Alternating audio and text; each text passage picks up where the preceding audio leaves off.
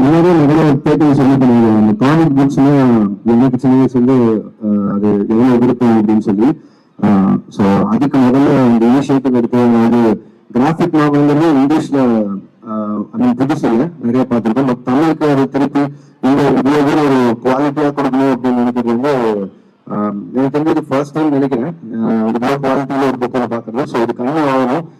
ஏன்னா எனக்கு ஞாபகத்தில் இருக்கும்போது நான் பார்த்துட்டு ஒரே கிராஃபிக் நாவல் அப்போ வந்து ராணி காமிக்ஸ் நினைக்கிறேன், இரும்பு கை அப்படின்னு சொல்லி ஒரு புக் பண்ணுவோம். அண்ட் அதுக்கப்புறம்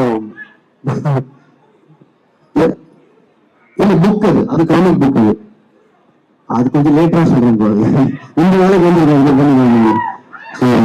அதுக்கப்புறம் எனக்கு தெரிஞ்சது அந்த அளவுக்கு குழந்தைக்குள்ள இருக்கிற ஒரு புக்கை நான் பார்க்கணும் படிச்சுட்டேன். ஃபர்ஸ்ட் ஒரு 10 days முன்னாடி எடிஷன் கொடுத்தாங்க, எனக்கு ரொம்ப பிடிச்சிருந்தது.